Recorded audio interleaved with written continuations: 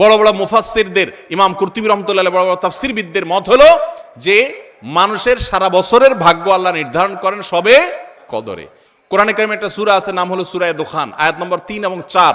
এটার বাংলা অর্থ দেখে নেবেন। আল্লাহ বলেছেন, ইন্না আনজালনাহু ফি লাইলাতিন মুবারাকাতিন ইন্না কুন্না মুনজিলিন, একটি বরকতময় রাতে আমি কোরআন নাজিল করি, ফিহা ইউফরাকু কুল্লু আমরিন হাকিম, সেই বরকতময় রাতে, যে রাতে কোরআন নাজিল হয়েছে ওই রাতে সব গুরুত্বপূর্ণ বিষয়গুলো ধার্য হয়। বরকতময় রাতে যে কোরআন নাজিল হয়েছে সেই রাত কোনটা? শবে বরাত না শবে কদর? কারণ কোরআনে সূরা কদরে আল্লাহ বলছেন, ইন্না আনজালনাহু ফি লাইলাতুল কদর, তাই লাইলাতুল কদরে কোরআন নাজিল হয়, আর সেই রাতে আল্লাহ গুরুত্বপূর্ণ বিষয়গুলো ধার্য করে। এখান থেকে বোঝা যায় শবে কদর ভাগ্য নির্ধারণ হয়। আমরা ভাগ্যে যেন ভালো কিছু পাই, আমাদের ভাগ্য যেন সুপ্রসন্ন হয়, নসিবে যেন ভালো কিছু লেখা হয়, বাজেটে যেন ভালো কিছু থাকে, আমরা চাই না? কি করলে আমাদের নসিবে ভালো কিছু হবে? আমরা আজকে কয়েকটি আমলের কথা বলবো। নাম্বার 1, প্রথম আমল হলো ঈমান এবং তাকওয়ার চর্চা করতে হবে সারা বছর জুড়ে। এক রাত্রে যায় মসজিদে কান্নাকাটি করে আল্লাহকে এটি দোয়া দরুদ করে একটু ভাগ্য ঠিক করে সারা বছর আপনি টোটো করে ঘুরে বেড়াবেন, এটা বোকার স্বর্গে বাস করার সমান। এটা কখনো সঠিক বিষয় না। বরং আপনি ইবাদত বন্দিগি নেকামল সারা বছর জুড়ে করার চেষ্টা করবেন। আল্লাহ বলেছেন, ওয়ালাউ আন্না আহলাল কুরআ আমানু ওয়াত্তাকাউ লাফাতাহনা আলাইহিম বারাকাতিম মিনাস সামা, যদি কোন জনপদের লোকেরা ঈমান আনে আর তাকওয়া অবলম্বন করে, আল্লাহ বলেছেন তাদের জন্য আসমান থেকে আমি বরকতের সমস্ত দুয়ার খুলে দিব। এই জন্য আপনি আল্লাহর প্রতি ঈমান আনবেন এবং হারাম থেকে বেঁচে চলবেন, আল্লাহর নির্দেশগুলো মেনে চলবেন, আল্লাহ আপনার জীবনে বরকত দিবেন এবং আল্লাহ তাআলা আপনার ভাগ্যে ভালো কিছু দিবেন। সবচেয়ে বড় ভালো কিছু পাওয়া হলো মানসিক প্রশান্তি, সেটা আল্লাহ তাআলা দিবেন, জান্নাত তো আছেই। 2 নম্বর আমল হলো ইস্তেগফার করবেন, গুনাহ মাফ চাইবেন, আস্তাগফিরুল্লাহ ওয়া আতুবু ইলাইহি। যারা বেশি বেশি পড়ে আল্লাহ তাদের রিজিকে বরকত দান করে, ইনকামে বরকত দান করে। আল্লাহ বলেছেন, ওয়া ইয়ামদুদুকুম বিআমওয়ালিন ওয়া বানিন, যারা ইস্তেগফার করে তাদেরকে আল্লাহ সম্পদ এবং সন্তান দিয়ে সমৃদ্ধ করেন, তাদের ভাগ্য ভালো কিছু হয়। এজন্য বেশি বেশি আস্তাগফিরুল্লাহ পড়বেন, আস্তাগফিরুল্লাহ আস্তাগফিরুল্লাহ, যত রকমের ইস্তেগফার আছে পড়বেন। 3 নম্বর হলো রেজা বিল কাজা, আল্লাহ যা দিয়েছেন এর উপর সন্তুষ্ট থাকবেন, আলহামদুলিল্লাহ বলবেন, যা পাইছি আলহামদুলিল্লাহ। আলহামদুলিল্লাহ বললে কি হবে? আল্লাহ বলেছেন, লা ইন শাকারতুম লা আযীদান্নাকুম, যদি তোমরা নিয়ামত যা পাইছো শুকর আদায় করে আরো বাড়ায় দিব। তাহলে আপনার ভাগ্যে যদি আরো বেশি কিছু থাকুক আপনি চান, তাহলে সেক্ষেত্রে আপনার শুকরিয়া আদায় করা শিখতে হবে। 3 নম্বর। 4 নম্বর হলো সাদাকা, দান সাদাকা, এটা বিপদ আপদ থেকে মানুষকে রক্ষা করে, মানুষের জীবনে বরকত এনে দেয়, এজন্য সাধ্য অনুযায়ী দান সাদাকা করা। 5 নম্বর হলো আল্লাহর কাছে দোয়া করা। কোন কোন ভাগ্য আল্লাহ পরিবর্তন করে দেন দোয়ার মাধ্যমে, লা ইয়ারুদ্দুত তাকদির ইল্লা দুআ, দোয়া এটা তাকদিরকে পর্যন্ত পরিবর্তন করে দেয়। কিছু কিছু তাকদির আছে পরিবর্তনশীল, এগুলো দোয়ার মাধ্যমে পরিবর্তন। এজন্য দোয়া করতে থাকে, আল্লাহ আমার নসিবে যেন ভালো কিছু থাকে, মন্দ কিছু থাকলেও তুমি সেটা দূর করে দাও, দোয়া করতে থাকা, তাহলে ভাগ্যে ভালো কিছু পাবেন।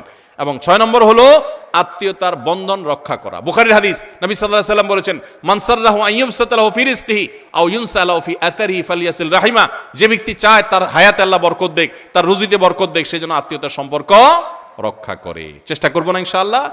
এই 6টা কাজ আবার আমি বলছি এক নজরে। 1, আল্লাহর প্রতি ঈমান আনা এবং তাকওয়া অবলম্বন করা, সারা বছর গুনাহ থেকে বেঁচে থাকা, 5 ওয়াক্ত নামাজ ইত্যাদি পড়া। 2, বেশি বেশি ইস্তেগফার পড়া। 3, আল্লাহ যা দিয়েছেন এটার পর আলহামদুলিল্লাহ বলা, তার নিয়ামত বাড়বে। 4, সাদাকা করা, সাধ্য অনুযায়ী দান করা। 5, আল্লাহর কাছে দোয়া করা, তাহলে আল্লাহ ভাগ্যে ভালো কিছু দিবেন। আর 6, আত্মীয়তার বন্ধন রক্ষা করা। এর পাশাপাশি চেষ্টা করবেন নামাজ শেষ, ফাইদা কুদিয়াতিস সালাহ ফান্তাশিরু ফিল আরদি ওয়াবতাগু মিন ফাদলিল্লাহ, আপনি ছড়ায় পড়বেন রুটি রুজি তালাশ করার জন্য, আল্লাহ তাআলা বরকত দিবেন। চেষ্টাও করবেন, দোয়াও করবেন, ইনশাআল্লাহ আল্লাহ তাআলা ভাগ্যে ভালো কিছু দিবেন, ভাগ্য সুপ্রসন্ন হবে, নসিব ভালো কিছু আসবে। চেষ্টা করবেন ইনশাআল্লাহ। মাজারে কি টাকা দান করলে সওয়াব হবে? মাজারে টাকা দান করলে কি লাভ হবে বলেন? মাজারের টাকা কোথায় যায় বলেন? মাজারের টাকা কোথায় যায়?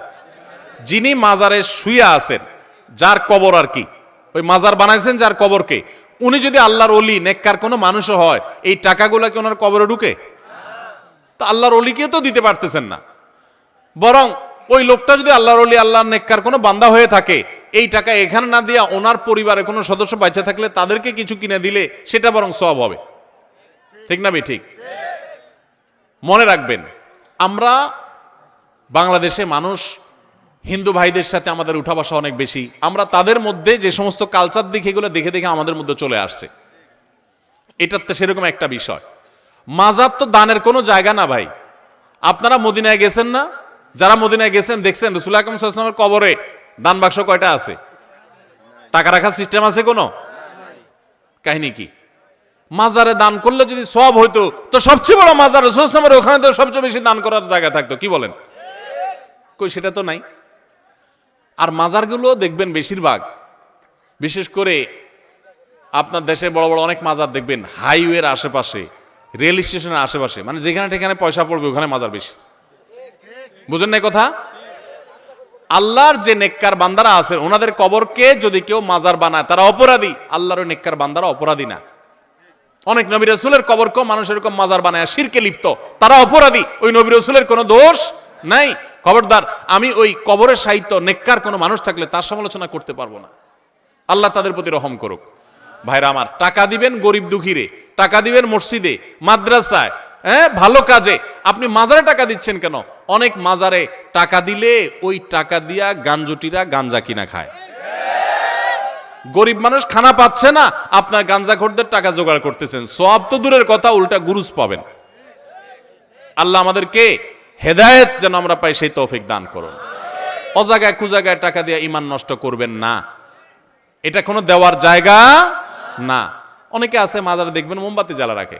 আরে ভাই, যার বাসায় কারেন্ট নাই, টাকার অভাবে মোমবাতি কিনতে পারে না, আপনি মোমবাতি কিনে দিবেন তার ঘরে মোমবাতি কিনে দিলে আপনি সওয়াব পাবেন। এখানে ফকফকা লাইটের তলে আরেকটা মোমবাতি জ্বালাই দিয়েছেন, কিয়ামতের দিনে ফেরেশতারা পিটাদি জিজ্ঞেস করবে, লাইটের নিচে আবার মোমবাতি লাগাইছস, তোর কি মাথা ডিস্টার্ব ছিল?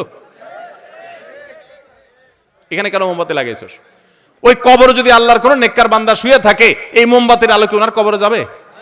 ওনার উপকারে আসলো তো একটা কথা ছিল। মোমবাতি বাক্সা ভর্তি ভর্তি দেন, যাদেরকে দেন মাজারে যেগুলো থাকে, ওরা আবার নিয়ে ওইভাবে আবার ওই দোকানে বেচে ফেলায়। আবার আপনি আয়না দেয়, আরেকজনে কিনে আয়না দেয়, আবার থুয়ে আসে, এক দুইটা জ্বালায়, আর বাকি কত জ্বালাইতে পারে? তো ভণ্ডদের ভণ্ডামি, প্রতারকদের ব্যবসা, আর গাঞ্জটিদের গাঞ্জা খাওয়ার ব্যবস্থা করে দিলে কিয়ামতের ময়দানে আল্লাহর কাঠগড়ায় কড়ায় গন্ডা হিসাব দিতে হবে।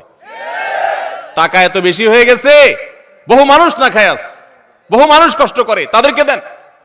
আর আল্লাহর নেককার বান্দা, জীবিত বহুত আল্লাহর নেককার বান্দা আছে, তাদেরকে দেন।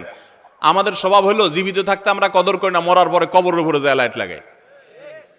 জীবিত থাকতে যায় দেখেন গা, কেউ ওনার বাড়িতে একটা মোমবাতি, একটা হেরা চেরাগো জ্বালাই দেয় নাই, মরার পরে এখন কবরের উপরে মোমবাতি জ্বালাইতেছে, কি লাভ? আল্লাহ তাআলা আমাদেরকে অনর্থক কাজ পরিহার করার তৌফিক দান করুন। শিরিক থেকে আল্লাহ তাআলা আমাদের এই দেশকে, এই মাটিকে আল্লাহ তাআলা মুক্ত করে দেন। আপনারা সবাই যদি তাওহীদের কথা বলেন, দেখুন আল্লাহ আমাকে মাফ করুক, আমি কাউকে হার্ট করার জন্য বলছি না। যদি আমার কথায় তারা কেউ হার্ট হয়ে থাকেন তো আল্লাহ আমাকে মাফ করুন, আমার সেটা উদ্দেশ্য না। আমাদের যে সমস্ত ভাইয়েরা শিরকে লিপ্ত, আমরা ওনাদের প্রতি মায়া করি, আমাদের খারাপ লাগে, আমাদের ভাইয়েরা ভুল করছেন, আমরা তাদেরকে শত্রু মনে করি না, তারা আমাদের প্রতিপক্ষ না, তারা আমাদের ভাই, ভুল করছেন। আল্লাহ তাআলা আমাদের ভাইদেরকে হেদায়েত দান করুন, আমাদের সবাইকে তাওহীদে আসার তৌফিক দান করুন।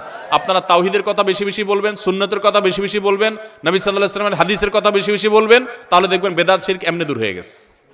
চেষ্টা করবেন না ইনশাআল্লাহ?